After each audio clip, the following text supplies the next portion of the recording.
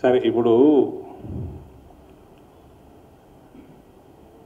రేవంత్ రెడ్డి వయసు ఎంత అండి? 54. నాకు 6 ఏళ్ళు పెద్ద అని, నాకు 53 54 ఉంటాయి. నేను మంచి మిత్రుడే. ఆయనకి కనీసం 15 సంవత్సరాలు కనీసం ఇంకా రాజకీయ జీవితం, మంచి యాక్టివ్ రాజకీయ జీవితం ఉంది. రేవంత్ రెడ్డి యాక్టివ్గా చేస్తాడా అంటే కొన్ని అంశాలలో యాక్టివ్గా చేస్తాడు. నడిపిండు. నేను కూడా ఇంతకుముందు ఇంటర్వ్యూలో కూడా చెప్పినాను, కష్టపడ్డాడు.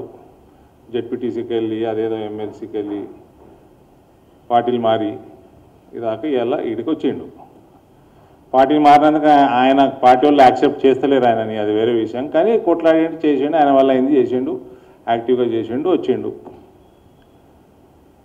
ఈయనకి 15 సంవత్సరాలు నాకు కనబడుతుంది రాజకీయ జీవితము, కానీ నాకు కాంగ్రెస్ పార్టీకి కనబడతలేదు.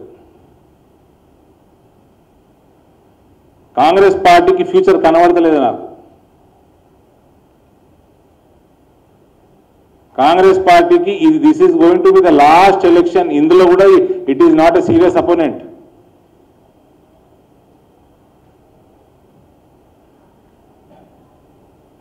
రేవంత్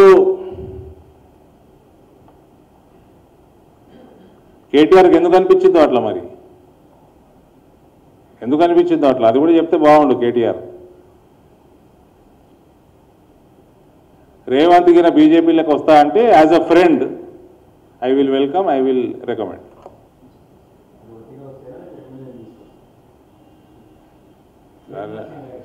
నేను ఫ్రెండ్గా అని చెప్పిన, అది తీసుకునేది ఎవరిని తీసుకొస్తే ఎవరిని తీసుకోవాలన్నది మొన్న అడ్డగారు డిసైడ్ చేస్తారు, కిషన్ రెడ్డి గారు డిసైడ్ చేసుకుంటారు.